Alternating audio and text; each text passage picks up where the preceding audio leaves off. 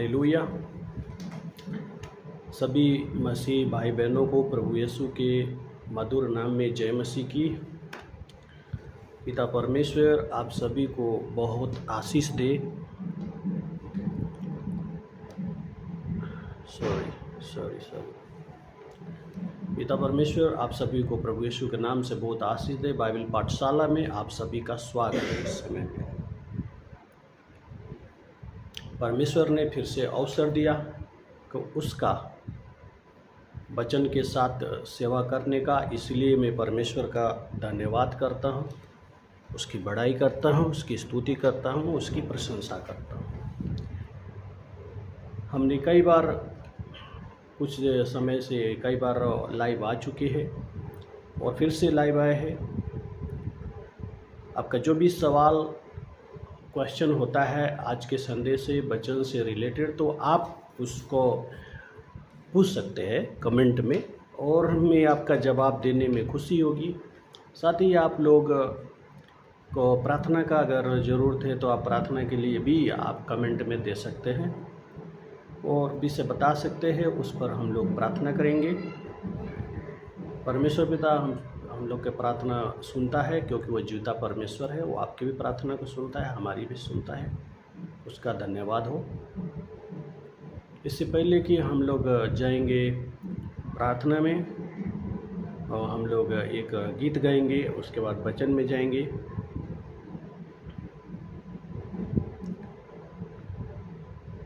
मन मंदिर में बसने वाला, मन मंदिर में बसने वाला, यीशु तू है निराला, यीशु तू है निराला। जिसके मन में तू जन्म ले, अविनाशी आनंद से भर दे। जिसके मन में तू जन्म ले, अविनाशी आनंद से भर दे। रीत रीत की मन मंदिर में जल जाएगी ज्वाला, जल जाएगी ज्वाला। मन मंदिर में बसने वाला, मन मंदिर में बसने वाला, यीशु तू है निराला, यीशु तू है निराला। मूसा को तूने पास बुलाया, स्वर्ग लोक का भवन दिखाया। मूसा को अपने पास बुलाया, स्वर्ग लोक का भवन दिखाया। महिमा अपनी आप ही तज कर रूप मनुष्य ले आया, रूप मनुष्य ले आया। मन मंदिर में बसने वाला, मन मंदिर में बसने वाला, यीशु तू है निराला, यीशु तू है निराला। परमेश्वर पिता की महिमा हो, तारीफ़ हो, बड़ाई हो। चलिए हम प्रार्थना करते हैं, कुछ समय तक उसका धन्यवाद करेंगे, उसकी एक भलाइयों के लिए। धन्यवाद धन्यवाद धन्यवाद धन्यवाद। स्तुति हो, स्तुति हो, स्तुति हो।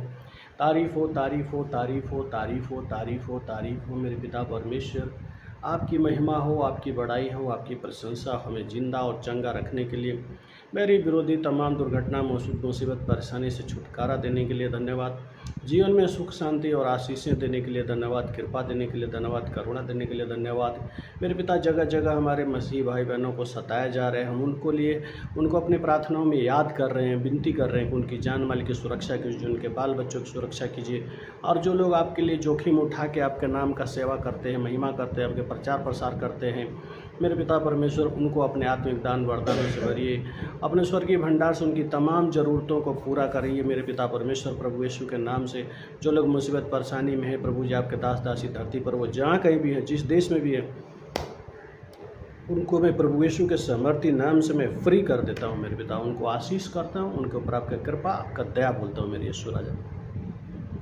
आज का वचन जितने लोग सुनते हैं प्रभु जी, इन सभी के जीवन में आशीष आने के लिए, खास तौर पर मैं जो सुनाता हूँ मैं मेरे जीवन में भी आशीष आने के लिए ये मांगता हूँ मेरे खुदाबंद। प्रभु यीशु के सामर्थी नाम से आपकी मर्जी पूरी हो, आपकी महिमा हो, आपका नाम ऊँचा हो। आदर मान सब आपको देता हूँ क्योंकि आप इसके योग्य है, आप इसके लायक है। प्यारे पवित्र आत्मा, आइए अपने तुलसीदास को इस्तेमाल कीजिए, मुझे अपने नियंत्रण में लीजिए। मैं समर्पित करता हूँ अपने आप को प्रभु यीशु के नाम से। आमीन, आमीन, हालेलुया। तो आज का जो संदेश है वो मेनली है कि प्रभु यीशु पुराना नियम में ज़्यादातर हम लोग जानते हैं कि प्रभु यीशु मसीह जो नया नियम में प्रकट हुआ है और हम लोग नया नियम का ज़्यादा महत्व देते हैं। लेकिन आपको ये बात पता होना चाहिए कि पुराना नियम भी प्रभु यीशु का ही किताब है। बशर्ते यह है कि नया नियम में पिता परमेश्वर अपने पुत्र को भेजता है और पुत्र यीशु का रूप में इस दुनिया में आता है। तो पुराना नियम में पिता परमेश्वर अपने पुत्र को भेजता है, लेकिन वो यीशु का रूप में नहीं आता है, वो अन्य रूप में अपने आप को अन्य लोगों के माध्यम से अपने आप को प्रकट करता है। जैसे इसमें फुली नया नियम में पूरी तरह से अपने आप को प्रभु यीशु प्रकट कर देते हैं मसीह यीशु के रूप में। पुत्र प्रकट कर देता है, पुत्र परमेश्वर अपने आप को पूरी तरह से यीशु का रूप में प्रकट कर देता है। लेकिन पुराने नियम में जो पुत्र परमेश्वर है वो थोड़ा थोड़ा प्रकट होता है, जगह जगह पर, समय समय पर लोगों का जीवन से। वो उसने छिपाया नहीं है, उसने प्रकट कर रखा है। इसलिए बाइबल बताती है कि भविष्यवक्ता लोग चाहते थे कि जब पुत्र परमेश्वर जब दुनिया में आए तो वो लोग उस समय वो जीवित रहें ताकि वो अपने आँखों से देख सकें ये तमाम कार्यों को। लेकिन वो नहीं देख पाते हैं तो प्रभु यीशु कहते हैं तुम बहुत ही धन्य हो कि तुम्हारी आँखें ये सब देख रही हैं, क्योंकि बहुत सारे भविष्यवक्ताओं ने चाहा था कि वो भी देखें लेकिन नहीं देख पाया। हालेलुया। तो ये आशीष वो इस पीढ़ी को मिला, इसलिए परमेश्वर का धन्यवाद। तो हम देखेंगे कि प्रभु यीशु बहुत सारे लोगों का जीवन में अपने आप को प्रकट किया, बहुत सारे लोगों के जीवन में प्रकट किया। उनमें से खास एक देखेंगे। सबसे पहला जो आप जानते हैं कि उत्पत्ति से बाइबल की शुरुआत होती है और प्रकाशित वाक्य में जाके बाइबल का जो होता है चैप्टर ख़त्म हो जाता है। तो उत्पत्ति का लेखक जो है वो आपको पता ही है कि उत्पत्ति का लेखक जो है मूसा हैं, भविष्यवक्ता मूसा। तो हम मूसा के जीवन से देखेंगे कि क्या मसीह ने अपने आप को मूसा के जीवन में प्रकट किया है, और अगर प्रकट किया है तो उस कैसे प्रकट किया है, किस तरीके से प्रकट किया है, क्या है समानताएं प्रभु यीशु में और मूसा के अंदर, दोनों में क्या मिलता जुलता है, उन दोनों में आपस में क्या समानताएं हैं, क्या उनके अंदर आपसी ऐसा मिल जाता है,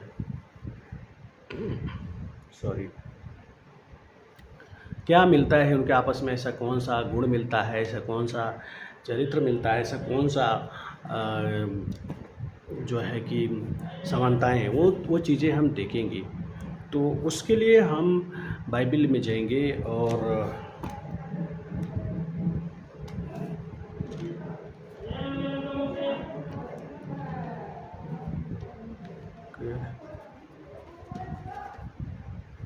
तो हम बाइबल में आगे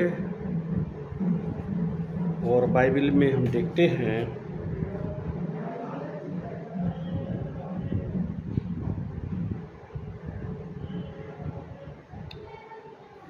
यदि आप पढ़ेंगे मत्ती का पुस्तक 2:14 और 15, और अगर आप पढ़ेंगे निर्गमन 2 अध्याय और 2 से 10 तक, देखिए अगर हम पढ़ते हैं बाइबल में मूसा का जीवन से, और हम पढ़ते हैं मत्ती का में प्रभु यीशु का जीवन में, और हम मत्ती का ही पढ़ते हैं 2 अध्याय, इसमें दिया हुआ है 2:14 और 15 और 2 से 10 तक निर्गमन। If you read the book of Exodus chapter 2 verse 2 to 10, and if you read the book of Matthew chapter 2 verse 10 to 14, 14 to 15. If you go through these words, यदि आप इन दोनों चैप्टर को, दोनों अध्यायों के बीच से पढ़ के जाएंगे तो आपको सिमिलैरिटी, आपको समानताएं दिखेंगी। क्या समानताएं हैं इन दोनों में कि देखिए वहाँ पर घटना क्या है। मैं एक बार पढ़ूंगा कि और चाहूँगा कि आप भी मेरे साथ बाइबल निकाल लें, क्योंकि जब बाइबल निकाल लेते हैं वो जब आप भी पढ़ेंगे तो और आनंद आएगा परमेश्वर का वचन का अध्ययन करने में। तो आप अपना बाइबल ओपन कीजिए और निर्गमन का पुस्तक 2 अध्याय में आ जाइए। 2 अध्याय में हम पढ़ते हैं और हम देखना है कि प्रभु यीशु में और मूसा में क्या समानताएं हैं। क्या प्रभु यीशु ने अपने आप को बाबा मूसा के जीवन में प्रकट किया था, दिखाया था, तो वो देखेंगे। तो मैं आपके लिए पढ़ता हूँ निर्गमन का पुस्तक 2 अध्याय। आप भी निकाल लीजिए 2 अध्याय। ओके, 12 to Genesis 2 अध्याय।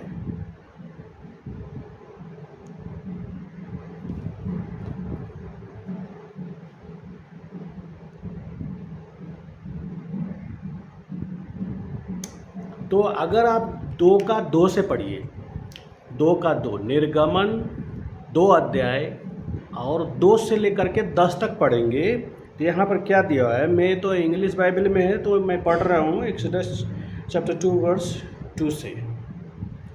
And the woman conceived and bare a son, and when she saw him that he was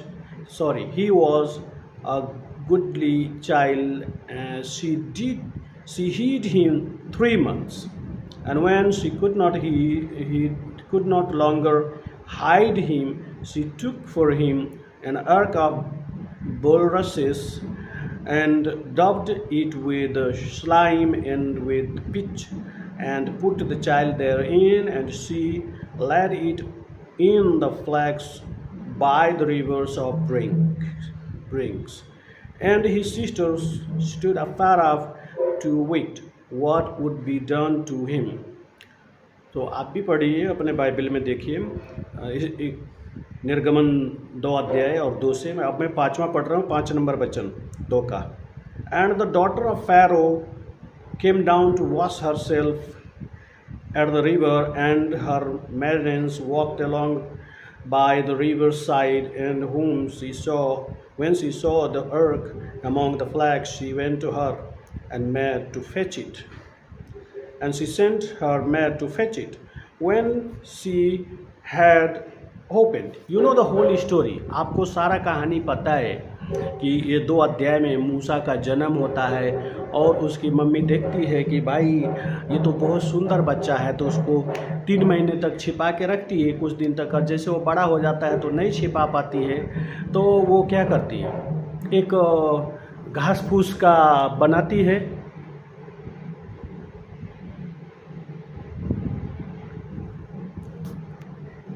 एक वो घास फूस का टोकरा बनाती हैं, या आर्क बाइबल बता रही है ऐसा बनाती है।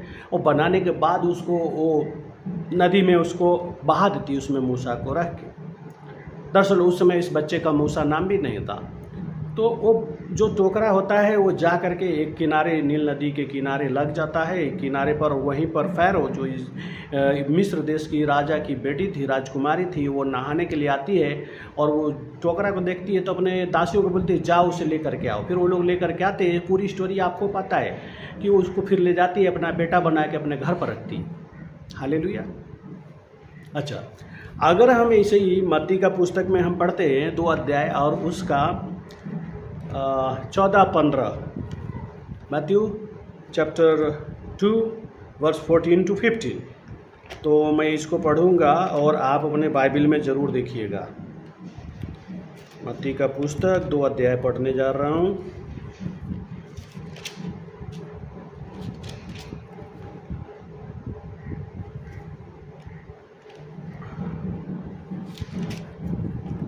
और इसमें क्या दिया हुआ है 2 अध्याय में, मत्ती के पुस्तक के 2 अध्याय, Book of Matthew chapter 2 verse 14 to 15. When he arose, he took the young child and his mother by night and departed into Egypt, and was there until the death of Herod, that it might be fulfilled which was spoken of the Lord by the prophet, saying, Out of Egypt have I called my son. Hallelujah, praise the Lord. तो आपको दिखाई दिया कुछ कि क्या समानताएं हैं दोनों में, प्रभु यीशु में और बाबा मूसा के अंदर क्या समानताएं थी। मैं तो मानता हूं कि प्रभु यीशु ने, पुत्र परमेश्वर ने अपने आप को नबियों के अंदर प्रकट किया है, भविष्यवक्ताओं के अंदर प्रकट किया है, जैसे बाबा मूसा के अंदर प्रकट किया है कि मेरा जीवन भी कुछ ऐसा ही होगा जैसे मूसे के जीवन था। तो उसमें क्या होता है कि उसकी माँ उनको छिपा देती है, उनको छिपाना पड़ता है। और यहाँ देखिए कि प्रभु यीशु का भी जन्म होता है और स्वर्गदूत आता है और उनको बोलता है कि तुम यहाँ से इस बच्चे को लेकर चले जाओ, और प्रभु यीशु को भी छिपाना पड़ता है। तो पहला सिमिलरिटी दोनों में, प्रभु यीशु में, दोनों का जन्म के बाद छिपा दिया जाता है। जैसे बाबा मूसा के जीवन में भी छिपा दिया जाता है, उनकी माँ उनको छिपाने की कोशिश करती है, और इनका भी देखते हैं कि मम्मी पापा को स्वर्गदूत बोलता है कि तुम यहाँ से लेके चले जाओ, और वो लोग मिस्र देश में चले जाते हैं। देखिए, और दूसरा सिमिलरिटी कि बाबा मूसा जो होते हैं मिस्र देश में ही जन्म लेते हैं और वहीं छिपाए जाते हैं, और हमारा प्रभु यीशु इज़राइल के बैतलहम में जन्म लेते हैं, लेकिन छिपने के लिए कहाँ लेके जाते हैं, बाइबल बता रही है। मत्ती की पुस्तक 2 अध्याय और चैप्टर 2 में और वचन नंबर 14 और 15 में क्या बोलती है कि मिस्र में लेके चले गए छिपने के लिए। तो यहाँ पर भी समानताएं आपको दिख सकती हैं कि कितनी समानताएं हैं दोनों के अंदर। सॉरी,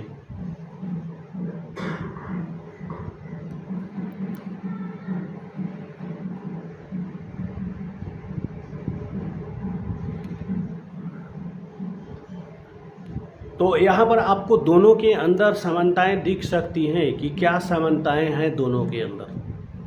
पहला कि दोनों के माँ बाप छिपाते हैं, मूसा के माँ बाप भी छिपाते हैं और प्रभु यीशु के माँ बाप भी प्रभु यीशु को छिपाते हैं। दूसरा, मूसा मिस्र में जन्म लेते हैं और वहीं छिपाए जाते हैं, मिस्र में ही छिपाए जाते हैं राजा के घराने में और राजा के डर से, ठीक ना।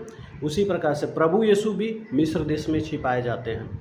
तीसरा ऑप्शन क्या देखेंगे, दोनों का मृत्यु का डर किससे था, किसके डर से छिपाए जाते हैं, क्योंकि राजा ढूंढ रहे होते हैं। मूसा को कौन ढूंढ रहा होता है, वहाँ का राजा, मिस्र देश का राजा, क्योंकि उसने सभी बच्चों को मारने का हुक्म दिया था, ठीक है।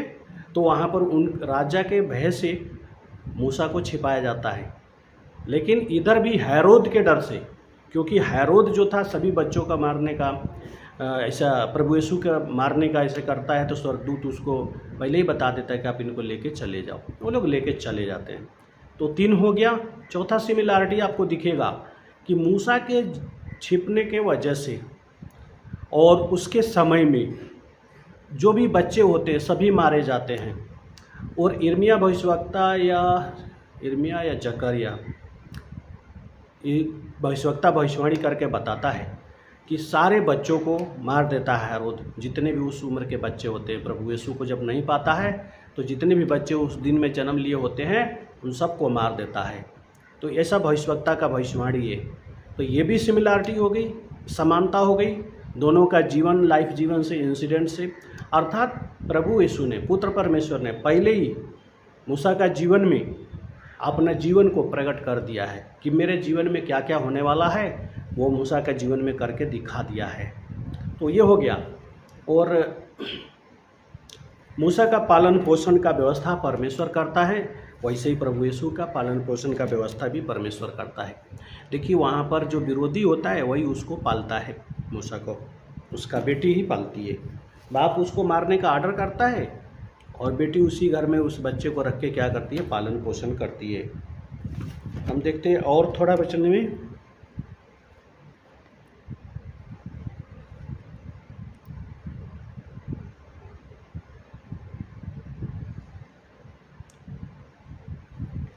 दूसरा सबसे बड़ा सिमिलैरिटी क्या दिखता है, सबसे बड़ा समानता मूसा और प्रभु यीशु का जीवन में। दूसरा है, आप देखेंगे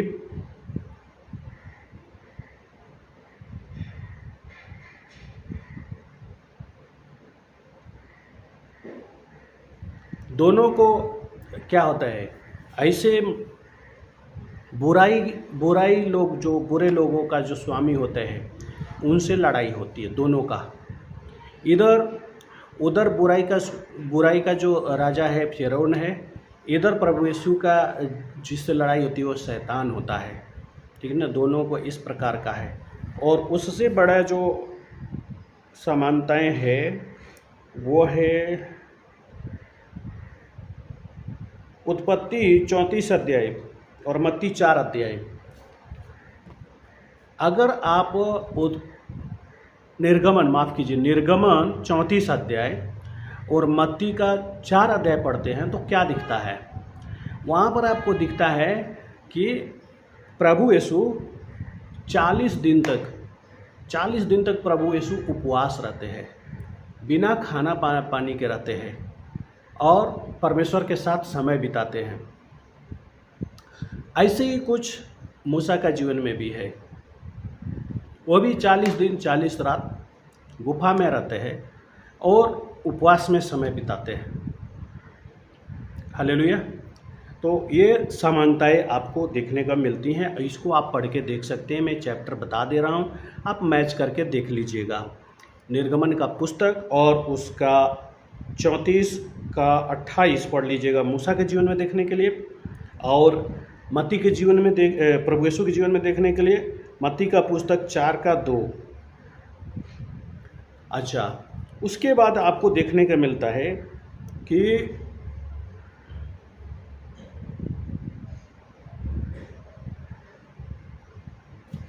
दोनों का जीवन में उससे बड़ा चौथा जो सबसे बड़ा उनके जीवन में ऐसा दिखाई देता है समानता है, वो होती है कि दोनों का अधिकार समुद्र पर होता है।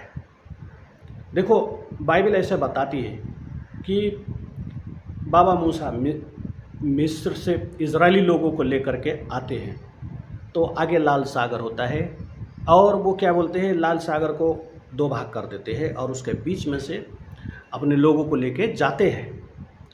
हालेलुया। ऐसा ही मिलता जुलता बात प्रभु यीशु का जीवन में घटता है। चेला लोग जा रहे होते हैं, आधी तूफान आ जाता है समुद्र में और प्रभु यीशु उसको शांत कर देते हैं। दोनों का अधिकार है, समुद्र के ऊपर अधिकार है। दोनों ने समुद्र पर अपना अधिकार दिखाया है, अपना पावर दिखाया, अपना सामर्थ्य दिखाया है। तो प्रभु यीशु और मूसा के जीवन में इतनी समानताएं हैं क्योंकि पुत्र जो था मूसा के जीवन में काम कर रहा था, वही पुत्र प्रभु यीशु का रूप में इस दुनिया में प्रकट हो गया था। हालेलुया, हो गया है। उसके बाद समानताएं देखेंगे हम कि प्रभु यीशु और बाबा मूसा दोनों क्या होते हैं, बहुत बड़ी भीड़ को खाना खिलाते हैं। वहाँ रोटी नहीं होता है, खाना नहीं होता है, भोजन नहीं होता है, लेकिन दोनों क्या करते हैं, खाना खिलाते हैं। जैसे आपने पढ़ा है कि प्रभु यीशु ने 5 रोटी 2 मछली से हजारों की भीड़ को खाना खिलाया। ऐसे ही बाबा मूसा का जीवन में जब जंगल में इस्राएली लोग को खाना नहीं मिलता है तो बाबा मूसा भी क्या करते हैं, उनको खाना खिलाते हैं। जहाँ रोटी नहीं होती, आसमान से रोटी बरसती है और वो लोग खाते हैं। हालेलुया। ये देखने के लिए आपको पढ़ना पड़ेगा निर्गमन का पुस्तक और उसका 16 अध्याय और उसका 15 नंबर, और प्रभु यीशु के जीवन में देखने के लिए आपको देखना पड़ेगा मत्ती का पुस्तक 14 अध्याय और उसका 20 से 21 तक। यहाँ पढ़ेंगे तो आपकी दोनों ये घटनाएं एक समान दिखाई देंगी। तो क्या अद्भुत है ना बाइबिल। इसीलिए जब भी हम बाइबिल पढ़ते हैं, अध्ययन करते हैं, तो बाइबिल हमें अलग तरीके से ही बात करती है, हमको उन रहस्यों को बताने लगती है। आप बाइबिल में समय बिताइए, ये बहुत बड़ा आशीष है। ये मत सोचिए कि इसको पढ़ने से आपको क्या मिलने वाला है। आप सोचते होंगे कि मैं बैठ के इतना समय पढ़ूंगा मुझे क्या मिलेगा। आपको लगता है कि सब कुछ रुपया पैसा है, अगर मैं काम करूंगा तो रुपया मिलेगा, पैसा मिलेगा, धन दौलत मिलेगा, बाइबल पढ़ूंगा तो मुझे क्या मिलेगा, आपको नहीं पता। आपको परमेश्वर रुपया पैसा से बढ़ के आशीष देने वाला है। बाइबल में समय बिताइए, ये आपको अद्भुत आशीषें देगी। इसके पढ़ने से, इसका पढ़ने मात्र से, सुनने मात्र से, इसके अध्ययन करने से आपकी हड्डियां चंगी रहेंगी, आपकी अतड़ियाँ चंगी रहेंगी, आपका शरीर चंगा रहेगा, आपके ऊपर जादू टोना काम नहीं करेगा, आपके ऊपर टोना टोटका काम नहीं करेगा, शैतानी आत्माएं काम नहीं करेंगी, तंत्र मंत्र की विद्याएं काम नहीं करेंगी। कितना सब कुछ होगा इसको पढ़ने से, लेकिन आप इसको छोटी बात समझते हैं। लेकिन जब नहीं पढ़ते हैं, वही जब आप संकट में घिर जाते हैं, परेशान हो जाते हैं, जब आपको दुनिया की काली ताकतें, तंत्र मंत्र, जादू टोना टोटका, बीमारी, रोग व्याधि, हड्डी का दर्द, पैरों का दर्द, शरीर का तड़ियों का बीमारी, तमाम प्रकार के परेशानियों से जब घिर जाते हैं, तब आप प्रभु यीशु के पास आते हैं, तब आप बाइबल पढ़ना शुरू करते हैं। और अगर आप पहले से ये सब करते रहेंगे तो बाइबल आपकी हड्डियों को चंगा रखेगी, आपके गांठ गांठ गुर्दे गुर्दे को चंगा रखेगी। क्योंकि बाइबल का जो वचन है ये जीवते परमेश्वर का वचन है, ये जीवता परमेश्वर है। इसको अध्ययन कीजिए। सोचिए कि आप आज अध्ययन नहीं कर रहे हैं और आप क्या कर रहे हैं, उसके समय के बदले में आप काम कर रहे हैं, बहुत सारे पैसे कमा रहे हैं, रुपए कमा रहे हैं, और आपने ये सारी चीज़ें इकट्ठा कर लिया। और इकट्ठा करने के बाद कुछ समय बाद आप बीमार पड़ते हैं और आपने जो कुछ भी इकट्ठा किया है वो सारा उस बीमारी में घुस जाता है। जैसे वो औरत का सारा कमाई उसके ऊपर लग गया था, लहू बहने वाली औरत का जो बीमारी था, है ना, जो कुछ भी इकट्ठा करी थी सब बेच बाच के लगा दिया, कंगाल हो चुकी थी। ऐसे ही आप नहीं पढ़ते हैं, बाइबल को प्यार नहीं करते, परमेश्वर के वचन का अध्ययन नहीं करते हैं, और आप दिन रात काम काम काम काम काम, पैसा पैसा पैसा पैसा पैसा करके आप दिन रात उसी के पीछे भागते हैं। और एक समय आता है आप बीमार पड़ जाते हैं, और जो अभी आपने लाखों हज़ारों रुपये कमाया है उस बीमारी में आपके सारे पैसे लग जाते हैं। तो क्या फ़ायदा हुआ, पैसा भी गया, आपका समय भी गया। लेकिन अगर आप बाइबल पढ़ेंगे तो यह है, आपके जीवन में थोड़े पैसे कम आएंगे, लेकिन उसी पर परमेश्वर आपका बहुत सारा आशीष होगा, उसी पर आप परमेश्वर का बहुत सारा बरकत होगा, और आपका वो पैसा आपका उन्नति का कारण बनेगा। आपका रोग व्याधि, बीमारी, तकलीफ, दुख में खर्च नहीं होएगा। आप निरोग रहेंगे, स्वस्थ रहेंगे, तंदुरुस्त रहेंगे, क्योंकि बाइबल आपको ऐसा बना के रखेगी। तो इसको पढ़िए, ये बहुत अच्छा है। इसको पढ़ने से सोचिए कि आप सो रहे हैं कहीं भूत खाना में, बंगले में, भूतिया बंगले में, कहीं ऐसी शैतानी जगह पे, और सोचिए कि वो लोग आपको छूते नहीं हैं, लेकिन वही दूसरा कोई सोता है, उसको लोग छूते हैं, उनको सपनों में आते हैं, साक्षात आते हैं, रात को दिखाई देते हैं, आप उनको परेशान करते हैं, आपको नहीं करते हैं। क्यों? क्योंकि आप बाइबल पढ़ते हैं, आप बाइबल से मोहब्बत करते हैं। बाइबल की सामर्थ्य आपके जीवन में काम करती रहती है, आपके शरीर में काम करते रहती है, आपका बॉडी में काम करते रहती है। हालेलुया। तो ये समानताएं हैं बाबा मूसा और प्रभु यीशु का जीवन में। तो और उसके आगे क्या बोलता है, हैड रेडिएंट फेसेस, दोनों का चेहरा सूर्य के समान चमकता है और दोनों के चेले देखते हैं। हालेलुया। ऐसी घटनाएं हैं, बहुत बड़ी बड़ी रहस्य छिपा हुआ है। यदि आप बाइबल पढ़ेंगे और परमेश्वर से बोलेंगे कि परमेश्वर अपने रहस्यों को मुझ पर प्रकट कर, तो परमेश्वर आपके अपने वचनों को, अपने भेदों को आपके ऊपर प्रकट करेगा, इस बात को प्रकट करेगा। तो देखिए जैसे इस पर प्रकट हो गया है कि प्रभु यीशु और मूसा का जीवन कैसे मिलता जुलता है। दोनों का फेस चमकता है, दोनों परमेश्वर से मिलने जाते हैं और दोनों का फेस चमकने लगता है। बाबा मूसा जब 40 दिन बाद निकलते हैं गुफा के अंदर से परमेश्वर से बातें करके, तो उनका चेहरा इतना चमकता है कि इजरायली लोग उधर देख नहीं पाते हैं। ऐसे प्रभु यीशु जब जाते हैं पहाड़ पर प्रार्थना करने और प्रार्थना करके आते हैं, तो चेला लोग देखते हैं प्रभु यीशु का चेहरा चमक रहा होता है। ये चीज़ घटनाएं देखने के लिए आप दोनों अध्याय में बता देता हूँ, एक बाबा मूसा के जीवन का और एक प्रभु यीशु का जीवन का। तो अगर आप इसको देखना चाहते हैं तो वो है निर्गमन का पुस्तक 34 अध्याय 35 नंबर वचन, जहाँ बाबा मूसा का चेहरा चमकता है। और मार्कुस, माफ़ कीजिए, हाँ ठीक है सॉरी, निर्गमन 34 का 35 और मत्ती 17 का 2, जहाँ प्रभु यीशु अपने चेलों के साथ पहाड़ पर प्रार्थना करने जाते हैं और जब वहाँ से वापस आते हैं तो उनका चेहरा चमक रहा होता है। ऐसी समानताएं बाबा मूसा और प्रभु यीशु के जीवन में देखने का मिलता है। तो ये सब बातें आपको कब पता चलेंगी? जब आप भी क्या करेंगे, परमेश्वर के वचन में समय क्या करेंगे, बिताएंगे, पढ़ेंगे, तो ऐसी बातें पता चलेंगी। ध्यान रखिए, परमेश्वर का वचन कहता है प्रकाशित वाक्य में 1:3 में कि धन्य है वे जो इसको पढ़ते हैं, धन्य है वे जो इसको सुनते हैं, धन्य है वे जो इसको मानते हैं। किसको? इस भविष्यवाणी की पुस्तक की लिखी हुई बातों को। तो आप ये बात ध्यान में रखिए कि मैं पढ़ूंगा तो भी धन्य हो जाऊंगा, सुन रहा हूँ तो भी धन्य हो जाऊंगा, मानूंगा तो धन्य हो जाऊंगा। जैसा आपका विश्वास होगा आपके साथ वैसा ही होने वाला है। आप विश्वास कीजिए, आप धन्य होंगे तो होंगे, कोई नहीं काट सकता। बाइबल झूठी नहीं है, बाइबल का एक एक बात पूरा होती है। हालेलुया। उसके बाद देखते हैं, दोनों ने कुड़कुड़ाहट को, बुराइयों को बर्दाश्त किया, है ना। उसके खिलाफ भी लोग बुराई किया, कुड़कुड़ाहट किया, और प्रभु यीशु के साथ भी लोग कुड़कुड़ाए और उसका बुराई किए, और प्रभु यीशु ने भी बर्दाश्त किया।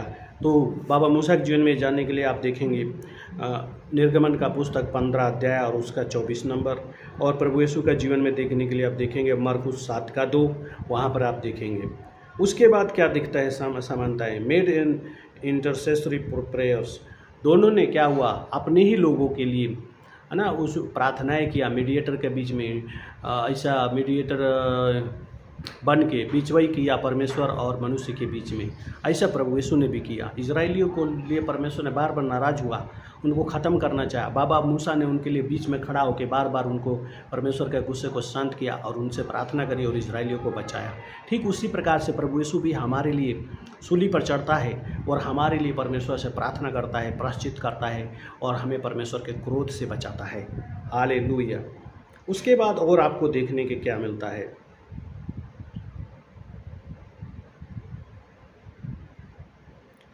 दोनों के पास क्या होते हैं। बाबा मूसा का जीवन में देखिए, जब बाबा मूसा सेवा कर रहे होते, करते करते करते लोग न्याय के लिए उनके पास आते हैं और उनका न्याय का काम करते करते बाबा मूसा क्या हो जाता है, सुबह से शाम हो जाता है, खाना भी नहीं खा पाते हैं। बाइबल ऐसा बताती है। उनका ससुर यित्रो आते हैं और देखते ये तो सुबह से शाम तक ऐसे ही करता रहता है। फिर वो बताते हैं कि तुम तो इस तरह से करते करते थक जाओगे और सबको न्याय भी नहीं कर पाओगे, इसलिए तुम क्या करो, तुम 70 लोगों को नियुक्त करो। हालेलुया। तो वो 70 लोगों को नियुक्त करते हैं न्याय करने के लिए। ठीक उसी प्रकार से वो लोग, उन 70 लोग उनका हेल्पर होते हैं। किसका हेल्पर? बाबा मूसा के। तो प्रभु यीशु मसीह भी ठीक वैसा ही करता है। जैसे उनके पास 12 गोत्र थे, 12 गोत्र के एक प्रधान थे, प्रभु यीशु के पास भी 12 लोग थे। उसके बाद बाइबल क्या बताती है, 12 लोगों के बाद उन्होंने 70 चेलों को और नियुक्त किया। कौन? प्रभु यीशु ने, प्रचार करने के लिए। ऐसा बाइबल बताती है। जहाँ जहाँ वो जाने वाले थे वहाँ वहाँ खुद उन 70 चेलों को भेजते हैं। तो ये घटनाएं आपको मिलेंगी, ये आप पढ़ के देख सकते हैं अपने बाइबल के अंदर। तो ये मिलेगा आपको गिनती का पुस्तक में जाके 11 अध्याय और 16 नंबर वचन पढ़ेंगे तो वहाँ पर बाबा मूसा के जीवन में मिलेगा। और प्रभु यीशु के जीवन में देखना हैगा तो आप लूका का 10:1 पढ़ेंगे तो वहाँ पर मिलेगा कि प्रभु यीशु ने और चेले कितने बनाए। तो इस तरीके से क्या है, सभी का जीवन, इनके दोनों का जीवन में आपको दिखाई देता है बहुत सारी बातें, जो समानताएं। तो ये समानताएं क्या हैं? जितनी बार आप बाइबल पढ़ेंगे, ये नहीं कि एक बार आपने पढ़ के ख़त्म कर दिया तो उसको छोड़ दीजिए, फिर से पढ़िए। वो दूसरी बार दूसरे तरीके से बाइबल आपसे बोलेगी, तीसरी बार पढ़िए, तीसरी बार तीसरे तरीके से बोलेगी। बाइबल एक अद्भुत पुस्तक है। हम जितनी बार पढ़ेंगे उतनी बार अलग अलग तरीके से क्या करेगी, आपको बातें करेगी। समझ लीजिए कि आपके पास एक ऐसा बर्तन है कि जिसमें आप एक ही डिश नहीं बना सकते हैं। वो इतना उस बर्तन में वरदान है कि एक बार जब आप एक डिश बनाते हैं, आज आपने उसमें उसको बनाया, वो मतलब बनाना नहीं है, वो आपको बना के देता है। जब भी उस बर्तन का मुंह खोलते हैं तो आज आपको उसमें से बिरयानी मिल गया, कल आपको उसमें से बढ़िया पुलाव मिल गया, उसके बाद उसमें कुछ, जितनी बार उस बर्तन को खोलेंगे, बर्तन एक ही है लेकिन उससे अलग अलग का प्रकार का भोजन आपको मिल रहा है खाने के लिए। ठीक वैसा ही बाइबल है, जितनी बार इसको खोलेंगे उतनी बार अलग ही टेस्ट देगी। अलग ही चीज़ें बोलेगी, वही बातें नहीं रिपीट करेगी जैसे दुनिया की संसार की तमाम किताबें हैं जो बोलती हैं, एक ही बात रटवाती हैं। बाइबल ऐसा नहीं है, बाइबल जीवित है। जीवित व्यक्ति क्या करता है, एक ही बात नहीं रटता है। जीवित व्यक्ति अलग अलग तरीके की बातें करता है। रोज़ रोज़ जैसे कोई एक ही बात आपसे रिपीट करता है तो आप उससे बोर हो जाते हैं। बाइबल भी समझती इस बात को। तो आप जैसे रोज़ रोज़ क्या करते हैं, नया नया बात करते हैं, वही पुरानी बात। अगर किसी व्यक्ति से आप फ़ोन करते हैं और बोलते हैं कि आप कैसे हो, आप भी वही बात बोल रहे हैं, आप कैसे हो, और वो भी इतना ही बोलता है मैं ठीक हूँ, तो कितना बुरा लगता है, क्योंकि सेम चीज़ ही रिपीट कर रहे हैं। आप भी इतना ही बोलता है, वो भी उतना ही बोलता है। तो आपको क्या करना है, आप सोचते मैं कुछ नया बोलूँ ताकि वो मुझे कुछ नया बोले। तो ऐसे ही बाइबल है, ये आपसे हर बार नया तरीके से बोलेगी। तो पिता परमेश्वर आप लोग को बहुत आशीष दे। ये वचन कैसा लगा आपको, इसको कमेंट में ज़रूर बताइए, और इसमें की तमाम आशीषें पाने के लिए इसको कमेंट में विश्वास के साथ आमीन टाइप कीजिए, और अन्य मसीही भाई बहनों तक इस आशीष को शेयर कीजिए। व्हाट्सएप के थ्रू, फेसबुक के थ्रू, जहाँ भी आप जुड़े ऐसे आप शेयर कीजिए वीडियो को। परमेश्वर पिता आपको आशीष दे। चलिए हम एक प्रार्थना करते हैं। मेरे पिता परमेश्वर, आपने अपने आप को मूसा के जीवन में प्रकट किया। प्रभु यीशु के नाम से मैं प्रार्थना करता हूँ, हे प्रभु यीशु, आप हमारे जीवन में भी प्रकट कीजिए, और तमाम जो लोग सुनते हैं उनके जीवन में भी प्रकट कीजिए। वो पहले जैसे नहीं रहे, आज ही से बदलना शुरू हो जाएं। ए प्रभु यीशु के नाम से पिता परमेश्वर के महिमा के लिए बदल जाएं, और प्रभु यीशु की महिमा करने पाए। मेरे पिता, मुझे विश्वास है आज का वचन उनके जीवन में काम कर रहा है। जो लोग तकलीफ में, जो परेशानी में, जो दिक्कत में है, जो उनको मैं प्रभु यीशु के नाम से उनके तकलीफ, परेशानी, दिक्कत को प्रभु यीशु के नाम से दूर कर देता हूँ, आशीष देता हूँ। इनका जीवन बहुतायत से आशीषमय हो जाए, इनका जीवन श्राप से आशीष में बदल जाए। प्रभु यीशु के नाम से जहाँ भी रहें वहाँ आशीष का कारण बने, मसीह के नाम का महिमा का कारण बने, पिता परमेश्वर की इच्छा पूरी करने का कारण बने। इन तमाम प्रार्थनाओं को प्रभु यीशु के नाम से मांगता हूँ, आपकी मर्जी पूरी इस प्रार्थना में। आमीन आमीन। धन्यवाद प्यारे पवित्र आत्मा, आपकी महिमा हो मेरे परमेश्वर, आपकी बड़ाई हो। प्रभु यीशु आपको आशीष दे। सभी को जय मसीह की। आए